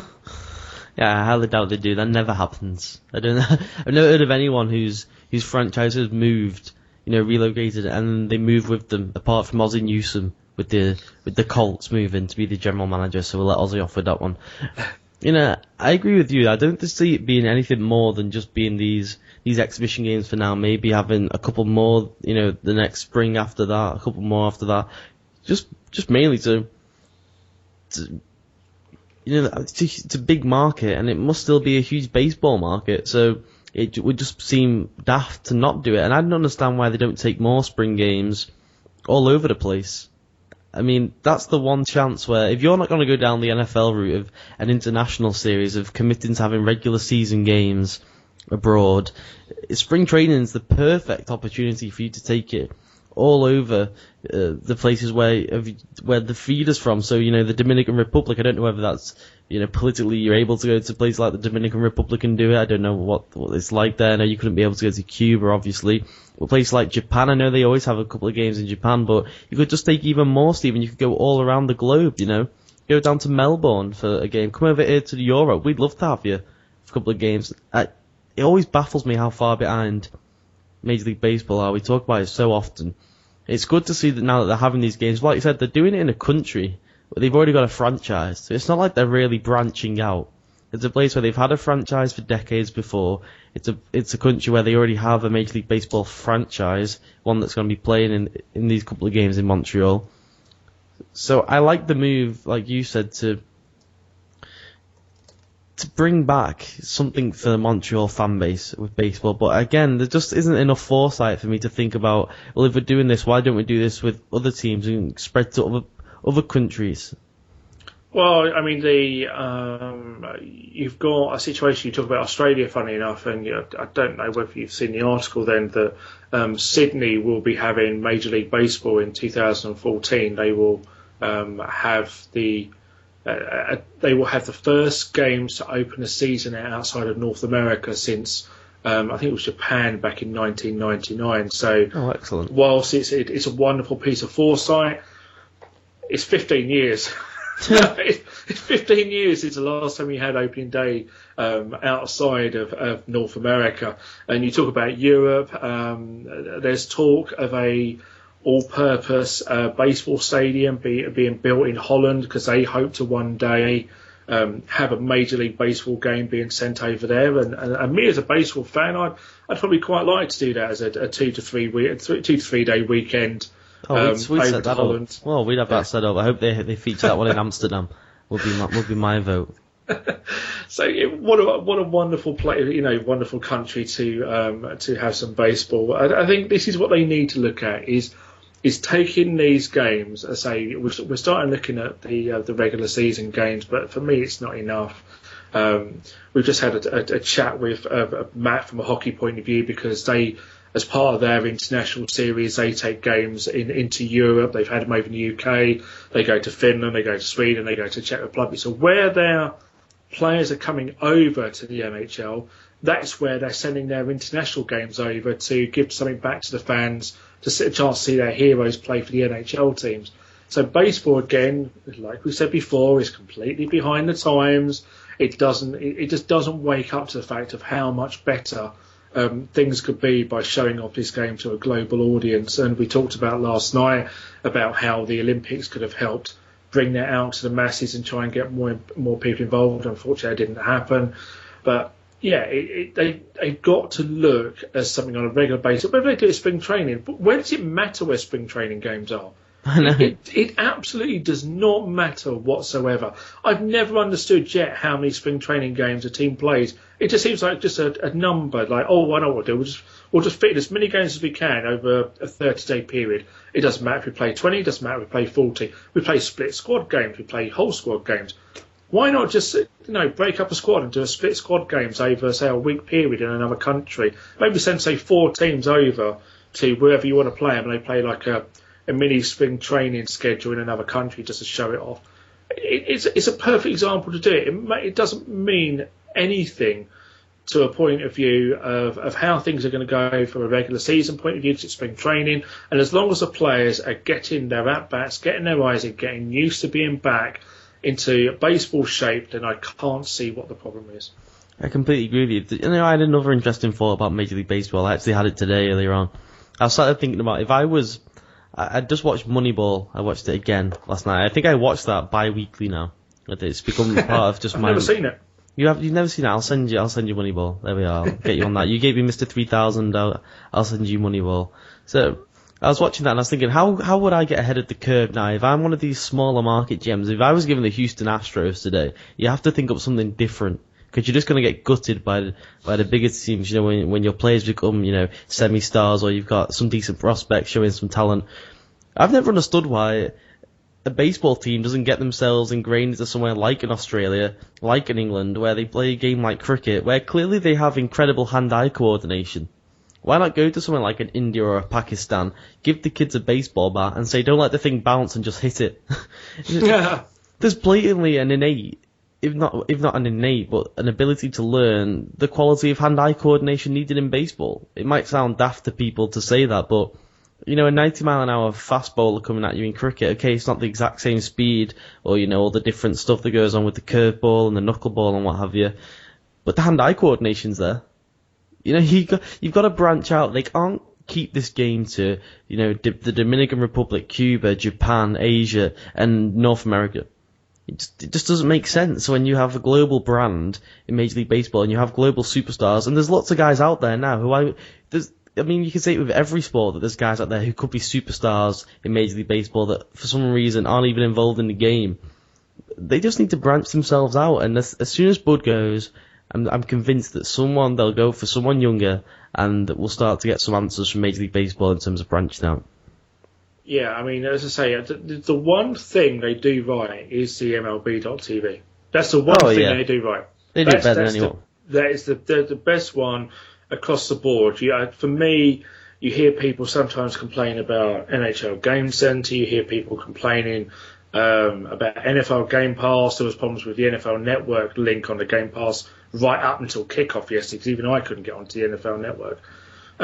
You've got problems with Game Pass in the early times. Obviously, we heard over the weekend with yourself having problems with the ESPN player, and I saw a wholesale apologies today, if you haven't seen those from ESPN about that player. And actually, I don't believe them. I do not believe them one bit. I tweeted them incessantly to no response. I spent about 12 hours of my day sending a tweet a minute to them to try and get some semblance of a response, and I had nothing back. I don't believe a word of it. I don't believe it was really them. No, but as I say, that they've come out and apologised and said exactly what was wrong. But for me, the baseball one has been around the longest. Therefore, it's the most stable. Every time I've had it, and touch Plus, wood. in fairness to them, they have a hell of a lot of games to get it right. Like, if you think about it, you can't put out a shoddy service for 164 nights before the playoffs. You have to sort of figure it out by, you'd say, game 10 that something isn't going on if there's something wasn't going on right. But back onto the topic, Stephen. What would you rate the chances at then? We're in the very early days of there being another franchise outside of Canada and America within the next, let's say, 15 years? I can't see it unless you've got a forward-thinking commissioner. And at the moment, I can't see where that would come from. I would love to see it. The NFL was obviously talked about a potential franchise in London. I don't think we could ever get to that point. If you would it, if you had a team in the Caribbean or somewhere like that that could be a part of Major League Baseball, it's not so much of a travel time. It's a potential. I would never lobby for there to be a European franchise in any of the major sports. I just don't think it makes any sense logistically or anything. But if you're talking about Major League Baseball and so much of the talent comes from the Caribbean, it makes sense to have a team, isn't it, within the Caribbean? And why not? Why not go down that route and just go wholesale? Like again with cricket, to bring back to that. Cricket do all their marketing in India, Pakistan, but all their best teams there because that's where it sells. So, and that's where the talent's coming from. So why would you not do the same thing in Major League Baseball? Again, like you said, you need a forward-thinking commissioner. We're going to have a new commission, I think, is it the end of this year or the end of next year that Buds finishes his farewell tour? He's off pretty soon, and again, he's done some good stuff in Major League Baseball, but I'm going to be happy to see him go at this time. I just think he's become too much of a dinosaur around Major League Baseball, and you just got to pray that they bring in a guy who is forward-thinking, a guy who can sell them on the concept of raising the profile of the game, like the NFL has done over the last decade or so, like the NBA has done unbelievably well over the last decade or so under David Stern. You just hope that the owners, and I'm sure they want to find that forward-thinking guy because they can't be enjoying seeing empty ballparks at the end of the day. That's what they're all about. Dollars and cents again. A couple of them are in it for World Series. A couple of them are in it for the pure dollars and cents, even a bit of a love of the game, a bit of a passion, but for the dollars and cents. So we need to get a forward-thinking guy again. I'll throw my hat in the ring. I'll ring up the head offices on the day that I'm allowed to get involved in that process, and whether they want to take me on or not, that's up to them. But if they were smart to, then they'd have me in there. We'd have 6 innings of hit ball, and you have to run when you hit it. It's like quick cricket, and you get double runs for the home run. It would just be an epic game if I was in charge.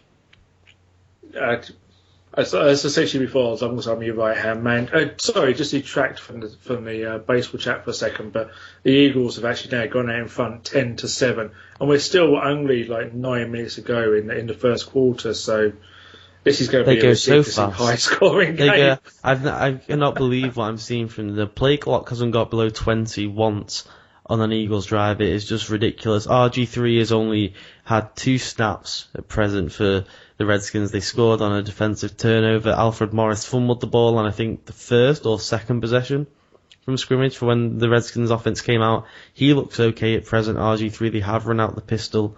Obviously no quarterback keepers just yet. Stephen, where should we move to next? I say we stay within Major League Baseball, considering we've been talking about Caribbean talents. I mentioned about a little bit. RG3's just been picked off on a bombed out field. Apologies, listeners, for my being distracted by Monday Night Football, but I do love my football. RG3 picked off there by that awful secondary last year in Philadelphia. The Los Angeles Dodgers, Stephen. We know they spend money.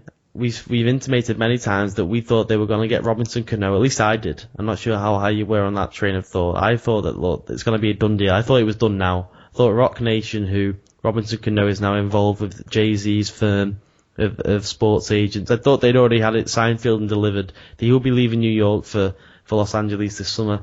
They've now signed Alex Guerrero, a Cuban prospect. He played shortstop as a Cuban prospect, but they expect him to play the infield at second base.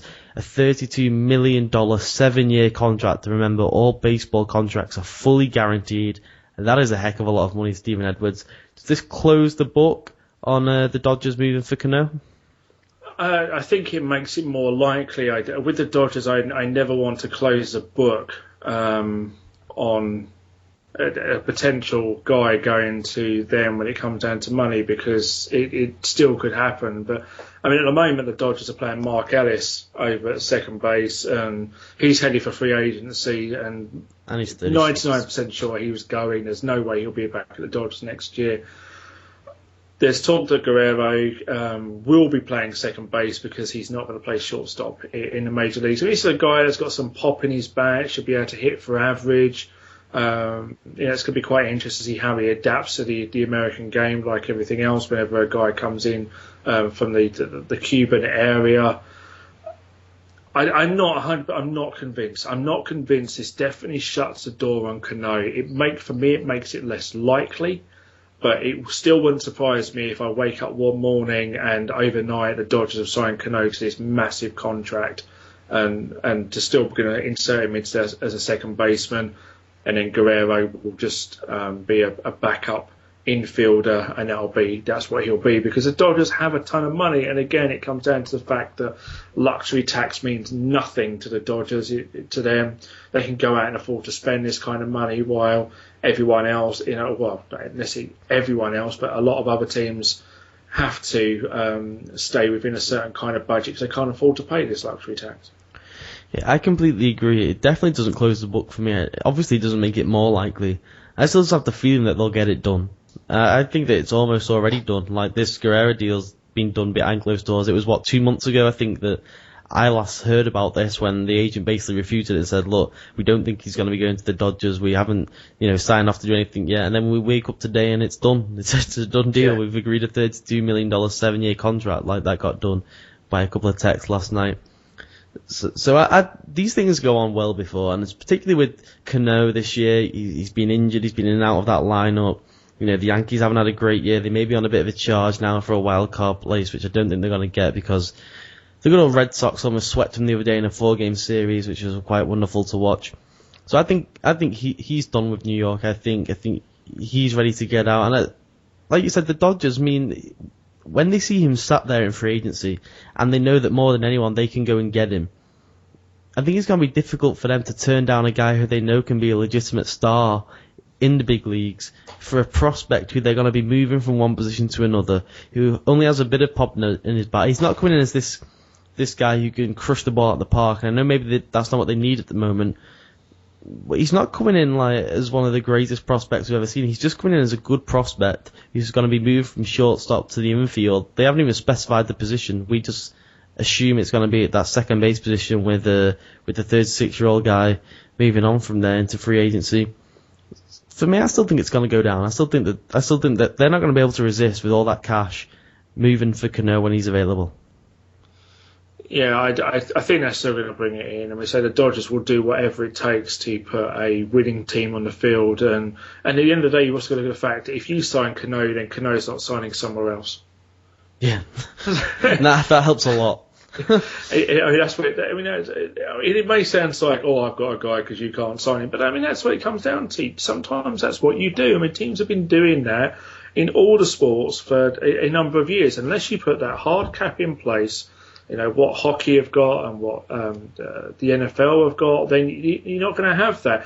Basketball doesn't have the hard cap, but it's kind of a hard cap because their luxury tax rules is astounding. What the baseball teams pay with, I think it's something like 50%.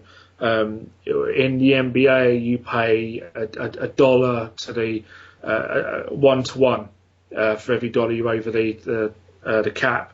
And if you're a repeat offender, then you pay even more than that. So it is a hard cap unless you've got a guy in charge of you that literally doesn't care about money, and that's where the Brooklyn Nets will prosper in future years, because they've got, as long as a guy doesn't get bored, then he will continue to invest money within that team, and they'll find ways around it. Because once you've got a guy in your team, then the ceiling means nothing to you because you can just re-sign them under bird rights to play for you. So it doesn't make any difference what that guy earns. You can just continue to play whatever you want.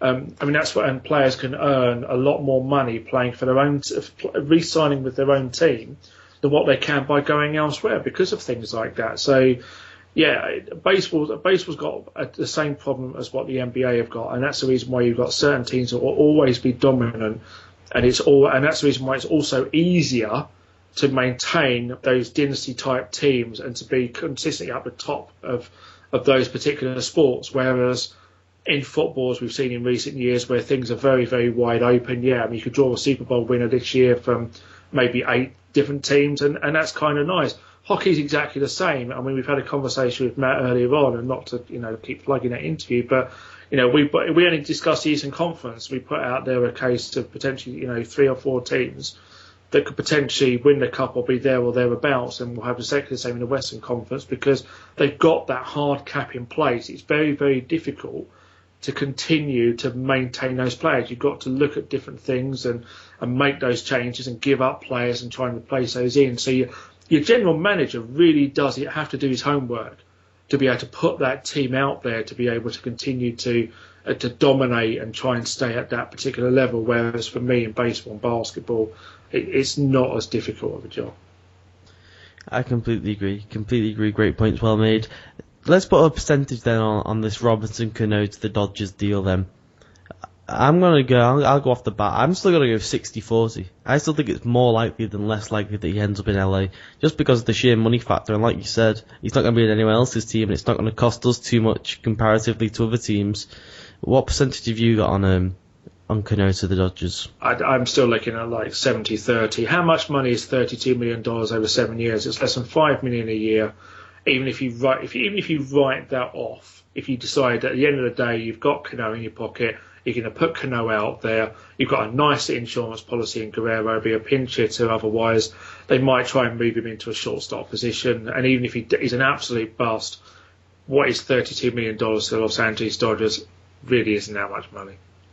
Really isn't. Okay then, Stephen, we're back. We're practically done here.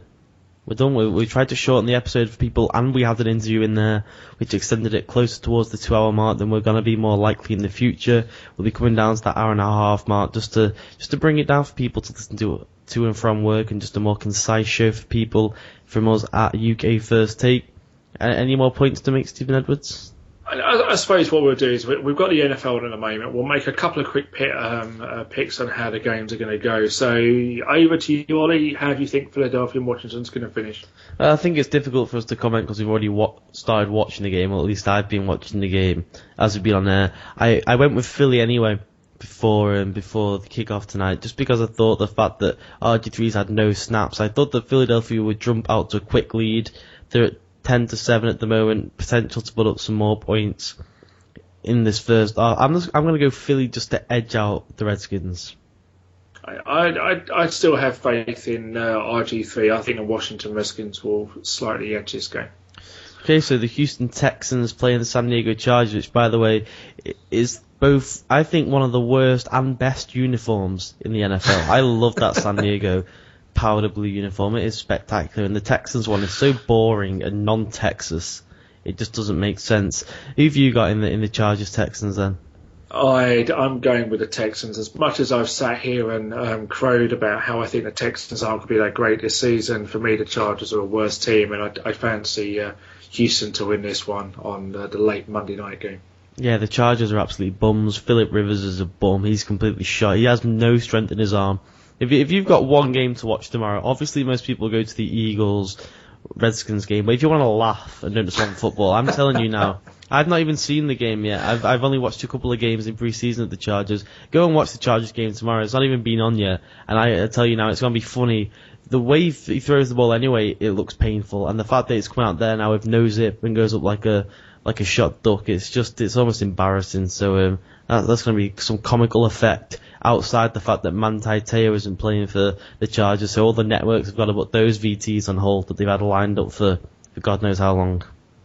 It's going to be quite hard for him when he first steps out onto the NFL field. After what happened in the off season. It doesn't need to be repeated because everyone knows the story. But I think it'll be good for him when he finally gets that out of the way, and maybe we can start talking about him as a football player rather than what did happen or what might have happened, or what no one really knows. Yeah, she was a lovely girl though. She really was. She was a lovely girl. You can't resist, can you? Heart of an angel. Heart of an angel. You literally can't resist. I really cannot. It's just too Alright, Stephen, let's wrap this thing up. Final plug from us is to go back and listen to last night's show if you want some more NFL reaction to the early games that went on today. Follow us at UK First Take on Twitter. It's very important to do that. Some competitions we're going to run, Stephen. We're going to run some competitions for us. Yeah. At UK First Take, some exclusive content on the Facebook page. If you just type in First Take UK on the search engine, it will come up there with our nice shiny logo that we've got fresh in this month. The YouTube page as well, if you just type in First Take UK into YouTube, it'll pop up there from the US Sports Media franchise and bracket. It'll be under that page and you can find it there. And there's just been a safety in the another safety. This is the weekend of safeties in the National Football League. It's been so ridiculous. We have to debate that tomorrow. What is going on with all the safeties in the NFL? Anyway, Stephen, so dig it up on YouTube. Every single show we do will be on YouTube, not as a video just yet. We're going to get into doing maybe one video podcast a week, maybe one every 2 weeks, Stephen, depending on how I feel about my looks this early hour. Will be hugely dependent on that factor, I think. But anything else to plug? Are we done here, basically? I've just thought of something, actually, talk about the video podcast. If anyone would like to sponsor our video podcast, we'd be more than happy to have that particular item on display during the video podcast. Oh, yeah, throughout the entirety. Whether it be Red Bull or whether it be, whatever else is going to keep us up at night, maybe like a nice little brand of coffee, just let us, if you want to sponsor that particular segment, that'll be great. And we'll we'll cut adverts into a segment where we'll hold up a sign that says who's sponsoring this particular segment. I'll get t-shirts made up with multiple sponsors and hats, and I'll just wear them throughout the show. That's a promise. That's a Conley guarantee, and you can take that to the bank, Edwards. You know this. This is a juice guarantee for you juices out there that you can take to the bank. That even if you're just a fan of the show, if you want to send me a t-shirt or a hat with some sort of weird message on it to yourself, what have you, I'll wear it on the live shows. And to do with sponsors, Stephen, we have had some interest from a couple of sponsors to advertise on the show and do all sorts of things. We had multiple people. I'm being serious now. I had 2 people email me, just 2 fellas who wanted to sponsor the bowl game that I talked about, the fantasy football bowl game. They offered me like a $5, I think, to have their name on it, if I remember correctly. I think his name was Sean something. He offered me a $5 to have his name as the bowl game, that was an interesting concept to have. Just the Sean Bowl would have been very interesting for us. So if people are interested in sponsoring the podcast, all aspects, right across the website, there's a nice big red banner there on the logo which will house your sponsorship deal. So if anyone else is interested, reach out to us and we'll find a place for you here at the First Take UK family. Enough sponsorship to go around for all, Stephen. This is it, and not just Ollie with the freebies either. This is a two-man show. Yeah, let's not forget that. A medium for me, extra large for Stephen. If you want to send in the old t-shirt goodies there, and maybe we'll send something back in return. Probably not. That is not guaranteed. That is not an Ollie guarantee. That is not a juice guarantee. You cannot take that one to the bank. Alright, let's wrap this thing up then. I've got some football to watch. We're still in the first quarter of the first game. Lots to enjoy. We'll be back tomorrow night, I believe, Stephen. Of course. This is 5 nights in a row. That's what we do now. It's Sunday 3 till Thursday. That is the Spud and Juice guarantee. That is pretty epic. Alright then, from me at Ollie UKEZ, he has been at DRose UK36 for at UK First Take.